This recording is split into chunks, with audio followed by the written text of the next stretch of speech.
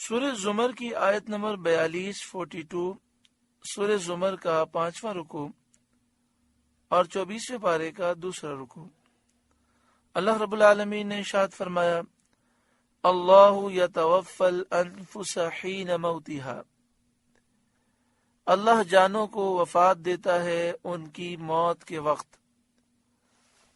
والتی لم تمت فی منامها، اور جو نہ مرے انہیں ان کے سوتے میں، یعنی نیند بھی ایک طرح سے موت ہے جس میں اللہ تبارک و تعالی روحوں کو اپنی طرف قبض فرماتا ہے۔ فَيُمْسِكُ الَّتِي قَضَى عَلَيْهَا الْمَوْتَ، پھر جس پر موت کا حکم فرما دیا اسے روک رکھتا ہے، یعنی اس جان کو اس کے جسم کی طرف واپس نہیں کرتا، نیند میں ہی اس پر موت آ جاتی ہے، پھر وہ اٹھتا نہیں ہے۔ کئی ایسے لوگ ہیں کہ جو سوتے حشاش بشاش ہیں لیکن پھر اٹھتے نہیں ہیں۔ وَيُرْسِلُ الْأُخْرَى إِلَىٰ أَجَلٍ مُّسَمًّى، اور دوسری ایک میعاد مقرر تک چھوڑ دیتا ہے، جس کی موت مقدر نہیں فرمائی، یعنی جس کے نصیب میں اس دن مرنا نہیں ہے، تو نیند کے بعد دوبارہ اللہ تعالیٰ اسے اٹھا دیتا ہے، لیکن الی اجل مسمى، یہ زندگی ہے ایک مقررہ وقت تک، یعنی اس کے موت کے وقت تک۔ پھر جب موت کا وقت آتا ہے تو موت آ جاتی ہے۔ ان فی ذلک لآیات لقوم یتفکرون، بے شک اس میں ضرور نشانیاں ہیں سوچنے والوں کے لیے، بے شک اس میں ان لوگوں کے لیے نشانیاں ہیں جو سوچیں اور سمجھیں کہ جو رب اس پر قادر ہے وہ ضرور مردوں کو زندہ کرنے پر قادر ہے۔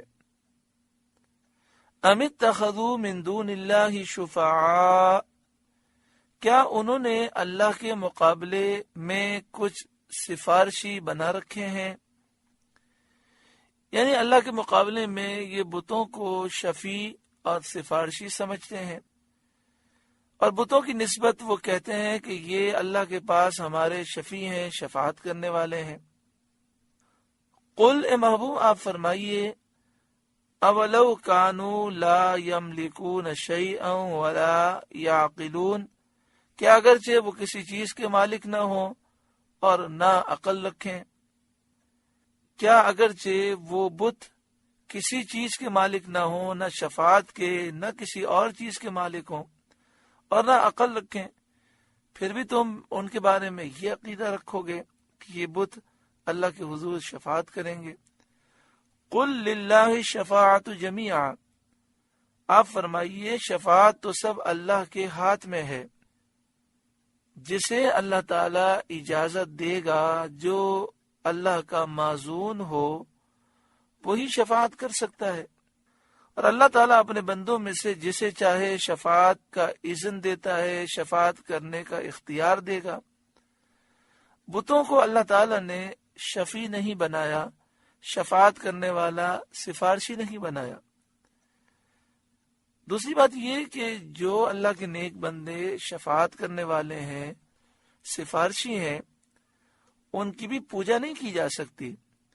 عبادت تو اللہ کے سوا کسی کی بھی جائز نہیں، اللہ کے سوا کسی اور کی عبادت کرنا یہ کفر و شرک ہے۔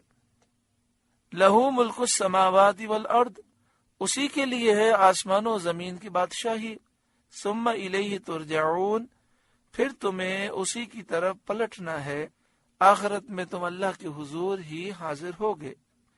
وَإِذَا ذُكِرَ اللَّهُ وَحْدَهُ اشْمَأَزَّتْ قُلُوبُ الَّذِينَ لَا يُؤْمِنُونَ بِالْآخِرَةِ، اور جب ایک اللہ کا ذکر کیا جاتا ہے دل سمٹ جاتے ہیں ان کے جو آخرت پر ایمان نہیں لاتے، یعنی جب ان کے سامنے اللہ کا ذکر کیا جائے اور کہا جائے کہ اللہ وحدہ لا شریک ہے، تو یہ مشرکین بہت تنگ دل ہو جاتے ہیں، پریشان ہو جاتے ہیں، اور ناگواری کا، ناپسندیدگی کا اثر ان کے چہروں پر ظاہر ہو جاتا ہے، یعنی اللہ کا ذکر سن کر خوش نہیں ہوتے۔ وَإِذَا ذُكِرَ الَّذِينَ مِن دُونِهِ إِذَا هُمْ يَسْتَبْشِرُونَ، اور جب اللہ کے سوا اوروں کا ذکر ہوتا ہے جبھی وہ خوشیاں مناتے ہیں، یعنی بتوں کا ذکر سن کر یہ خوش ہوتے ہیں۔ اللہ وحدہ لا شریک کی شان و عظمت سن کر یہ پریشان ہوتے ہیں۔ اس آیت سے بھی معلوم ہوا کہ مشرکین کے دلوں میں اللہ کی محبت نہیں تھی، یہ بت پرستی میں اس طرح مبتلا تھے کہ بتوں کی محبت ان پر غالب آ چکی تھی۔ قل اللہم فاطر السماوات والارض، آپ عرض کریں اے اللہ آسمانوں اور زمین کے پیدا کرنے والے، عالم الغیب والشہادہ، غیب اور شہادت کے جاننے والے، غیب یعنی پوشیدہ چیزوں کے، شہادہ ظاہر چیزوں کے جاننے والے۔ انت تحکم بین عبادک فی ما کانوا فیہ یختلفون، تو اپنے بندوں میں فیصلہ فرمائے گا جس میں وہ اختلاف رکھتے ہیں۔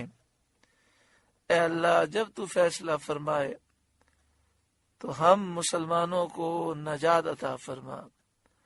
اے مالک آج تک جو دلی جائز تمنائیں، دعائیں اور آرزویں ہم نے کی ہیں، آئندہ کریں گے جو بہتر ہوں، خیر و عافیت کے ساتھ ہم سب کے حق میں اور تمام مسلمانوں کے حق میں قبول و منظور فرما۔ یہ سورہ زمر کی آیت نمبر 46 ہے۔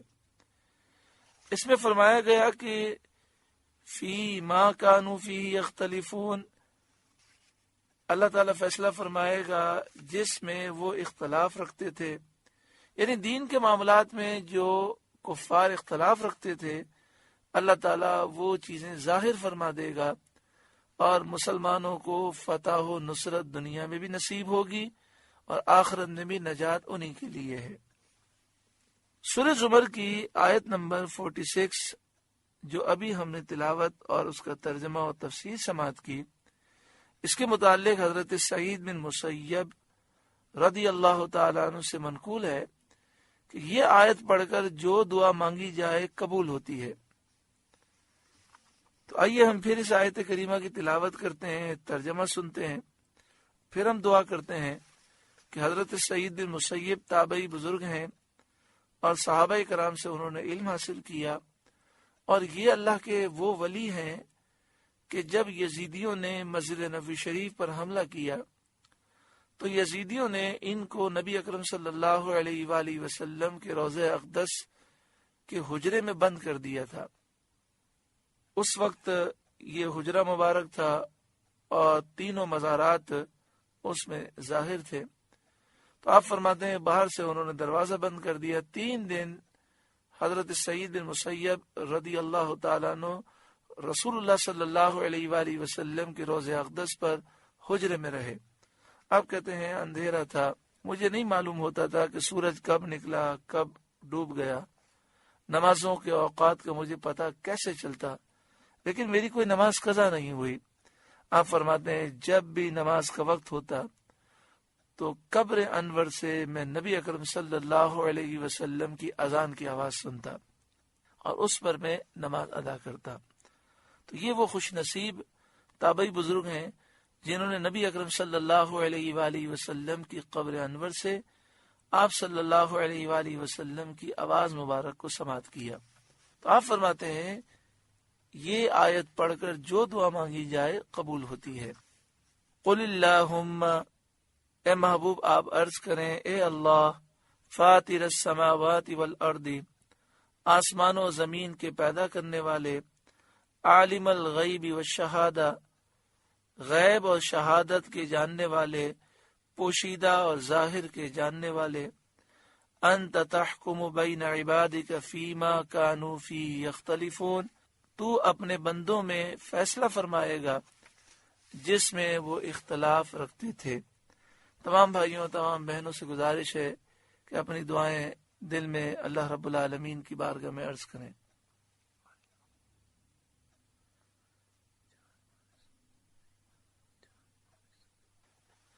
اے مالک و مولا، آج تک ہم نے جو دلی جائز تمنائیں، دعائیں اور آرزویں کی ہیں، ابھی جو دعائیں عرض کی ہیں، جو بہتر ہوں، خیر و عافیت کے ساتھ ہم سب کے حق میں اور تمام مسلمانوں کے حق میں قبول و منظور فرما۔ درود پاک پڑھیں۔ اللہم صلی علی سیدنا و مولانا محمد بن عبد اللہ ما ضاق امر اللہ وفرجہ اللہ صلی اللہ علیہ وآلہ وسلم، صلاۃ و سلام علیک یا سیدی یا رسول اللہ۔ آگے ارشاد فرمایا وَلَوْ أَنَّ لِلَّذِينَ ظَلَمُوا مَا فِي الْأَرْضِ جَمِيعًا، اور اگر ظالموں کے لیے ہوتا جو کچھ زمین میں ہے سب،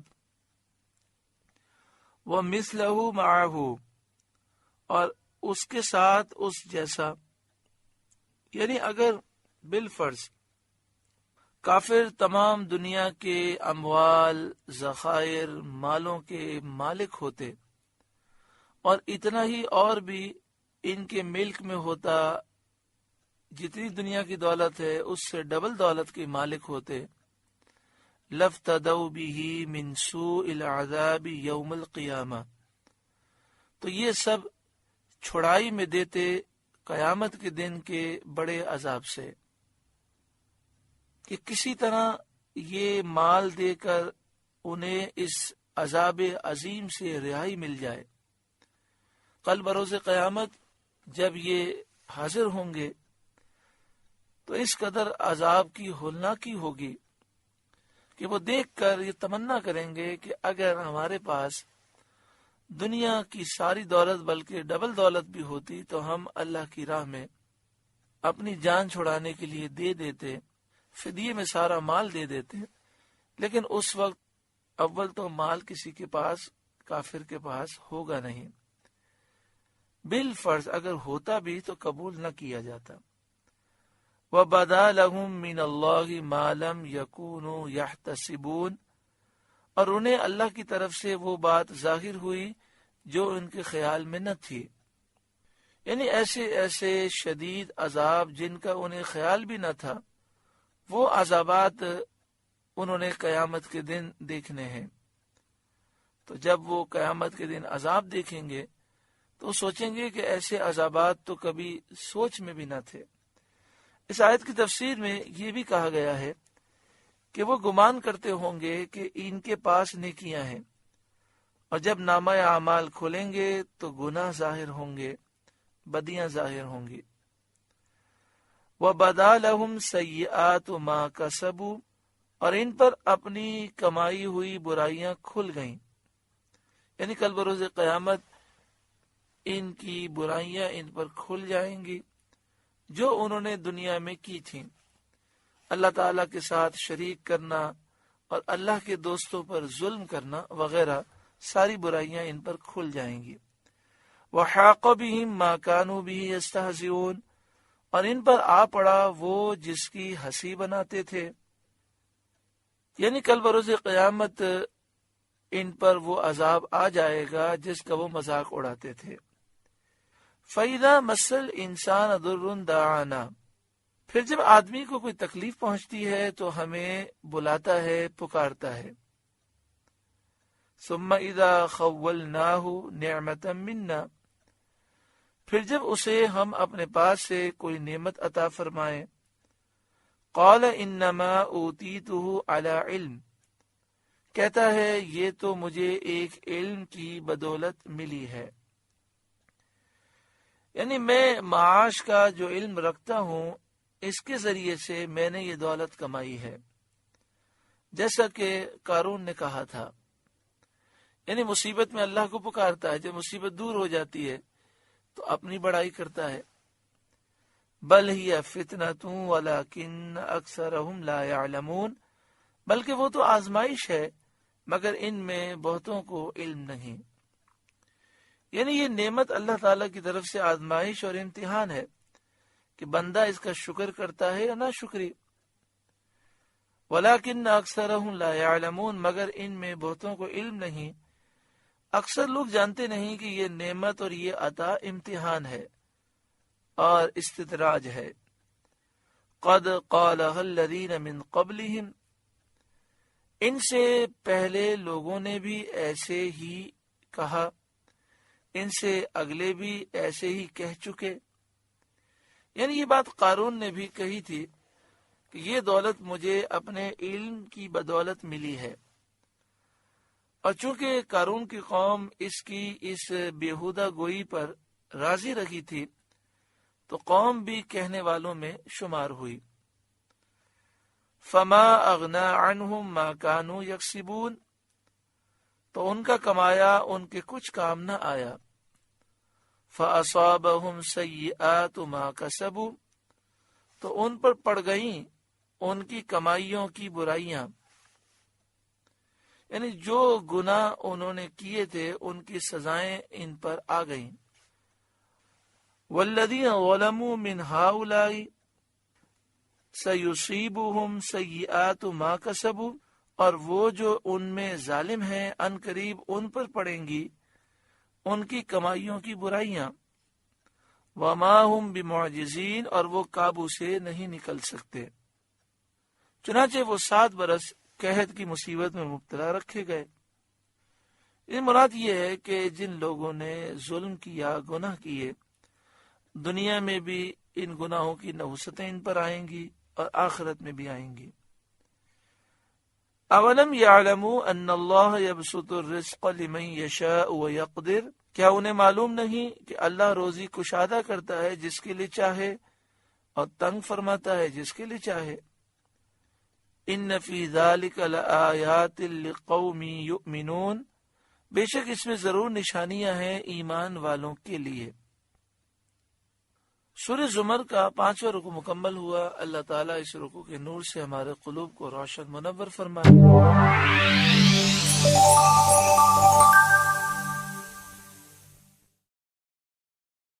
السلام علیکم ورحمۃ اللہ وبرکاتہ. میرے عزیز، بارہا آپ کے پاس ایک میسیج وائرل ہوتے رہتا ہے، اور وہ میسیج ہے، وہ پوسٹ ہے ادارہ اہل سنت فیضان اشرف الاولیاء جامعہ زینت البنات کے.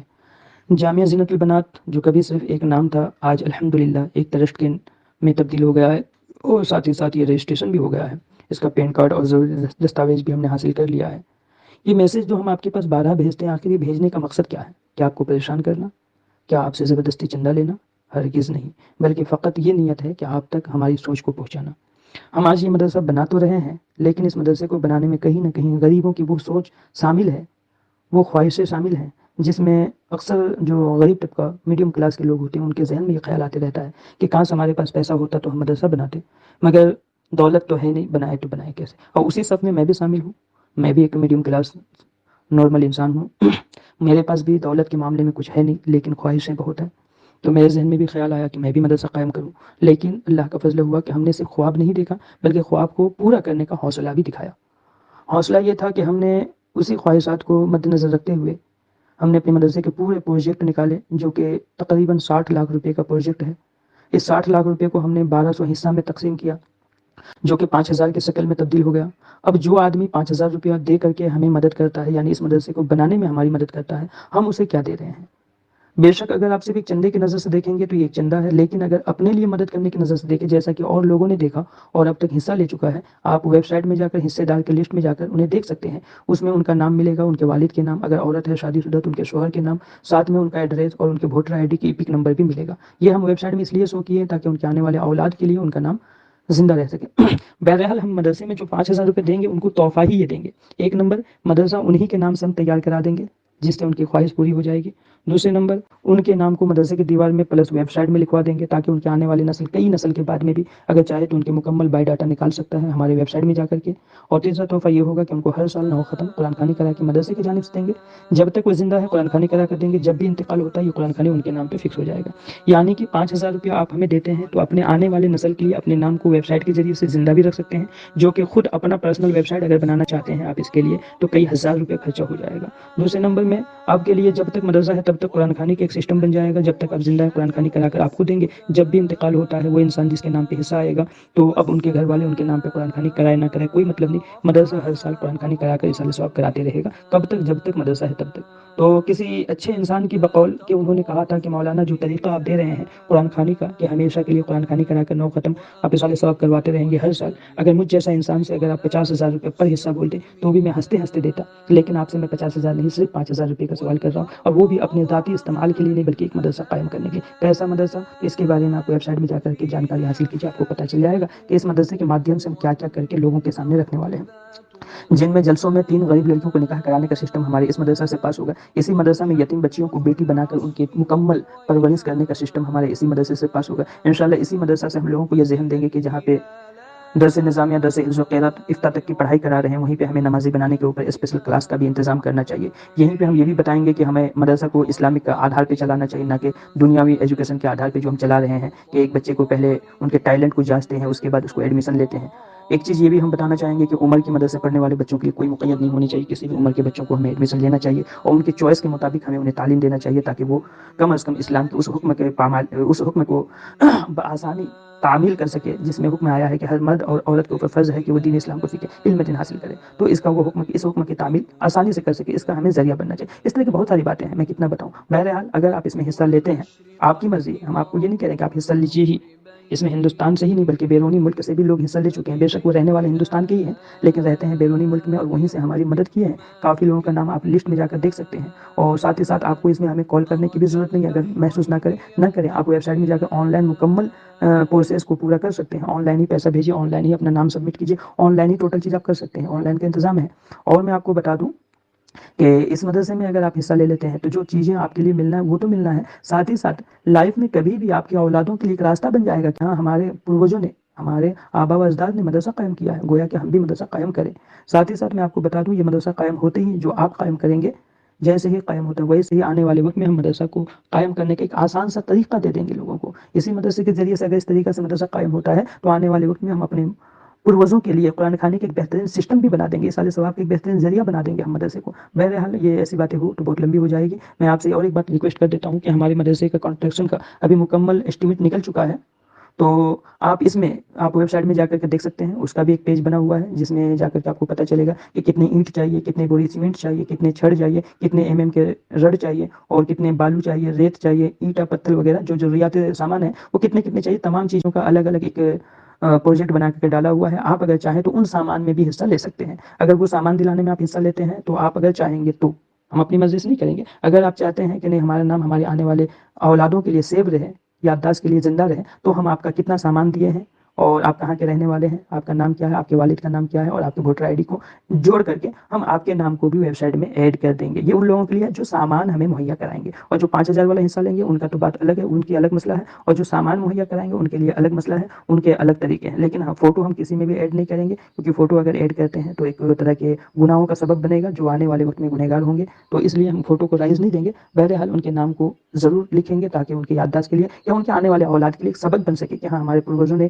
مدرسہ میں اس طرح سے بڑھ چڑھ کے حصہ لیتے تھے، گویا ہمیں بھی حصہ لینا چاہیے اس طرح کی. اور ایک گواہی کے طور پہ بھی رہے گا آپ کا جو آپ نے دیا ہے اس کی گواہ بن جائے گا یہ. حالانکہ گواہ تو شریعت مطالعہ کا یہ تقاضا ہے کہ ہر چیز جس زمین پہ آپ کھڑے ہو کر نیک کام کرتے ہیں وہ زمین بھی آپ کے لیے گواہی ہے، اس میں کوئی شک نہیں ہے. لیکن ظاہری کے طور پہ اگر ہم کوئی گواہ بنا بھی لیتے ہیں تو اس میں بھی کوئی حرج نہیں. اور اعلانیہ دینا یا چھپا کر دینا دونوں طرح سے جائز ہے. آپ ہمارے ویب سائٹ میں جا کر کے دیکھ سکتے ہیں. آیت نمبر 271 سورہ بقرہ کی میں قرآن پاک کی اس آیت کو اس میں ایڈ کرا دیا ہوں تاکہ لوگ اسے پڑھ لیں کہ اعلانیہ دینا اور ظاہری دینا اللہ کے بارگاہ میں کیا حکم ہے اس کے بارے میں. بہرحال میں آپ سے یہ کہوں گا کہ اگر آپ ویب سائٹ میں جاتے ہیں، وزٹ کرتے ہیں، تو آپ یہ بھی کر سکتے ہیں کہ 100 200 500 1000 1 روپے 2 روپے 50 پیسے جتنا آپ سے میسر ہو. یہ نہیں کہوں گا کہ آپ کو اتنا دینا ہی ہے، دکھا کر دیں چھپا کر دیں آپ کی مرضی ہے. آپ چپکے سے وہاں پہ جا کے آن لائن ٹرانزیکشن کر دیں گے، کسی کو پتہ بھی نہیں چلے گا. تو آپ اس طرح سے بھی اس میں حصہ داری لے سکتے ہیں اور حصہ لے کر کے ہمارے کام کو انجام تک پہنچا سکتے ہیں. آپ سے اور بھی ایک گزارش کروں گا کہ آپ مکمل ویڈیو دیکھ لیں. دیکھنے کے بعد آپ ضرور ضرور ضرور یہ چینل کو سبسکرائب کریں جو مدرسے کا چینل ہے. ساتھ ہی ساتھ آپ اس ویڈیو کو آگے اپنے دوستوں، اپنے رشتہ داروں تک بھی پہنچائیں اور ہمارے ویب سائٹ کو بھی پہنچائیں تاکہ زیادہ سے زیادہ لوگوں تک ہماری یہ باتیں، یہ پیغام پہنچ سکے. اور آپ کے ذریعے سے اگر کوئی حصہ لیتا ہے اور یہ مدرسہ قائم ہوتا ہے تو آپ کو کوئی نقصان بھی نہیں ہونا چاہیے. میرے عزیز، میرا نام ہے مولانا محمد تصدیق انصاری اشرفی. میں رہنے والا ہوں ویسٹ بنگال یعنی مغربی بنگال کلکتہ سمجھ لیجیے، جو باہر کے لوگ ہیں وہ نہیں سمجھ پاتے ہیں تو کلکتہ کے ذریعے سے پہچان سکتے ہیں۔ ایسے تو ہمارا ریئل گھر ہوا علی پور دوار بیرپاڑا بناگوری چھیتر میں، اور یہ ہے سلیگوڑی دارجلنگ کے آس پاس میں۔ اس کے بعد میں آپ کو یہ بھی بتا دوں کہ ہمارا موبائل نمبر ہے 9555686837 9136258416۔ اور زیادہ جانکاری لینا چاہتے ہیں آپ ویب سائٹ میں جا کر ٹیم ممبر میں جائیں، وہاں پہ آپ کو ٹوٹل کمیٹی والوں کے نمبر، ایڈریس، فوٹو کے ساتھ میں ان کی مکمل ڈیٹیلز مل جائے گا۔ آپ وہاں پہ جس سے چاہے اس سے جانکاری بھی حاصل کر سکتے ہیں۔ اور چلتے چلتے میں کہوں گا کہ ضرور آپ کسی نہ کسی طرح سے حصے دار بن کر مدرسے کو کامیاب کریں۔ السلام علیکم ورحمۃ اللہ وبرکاتہ۔ جزاک اللہ خیر، فی امان اللہ۔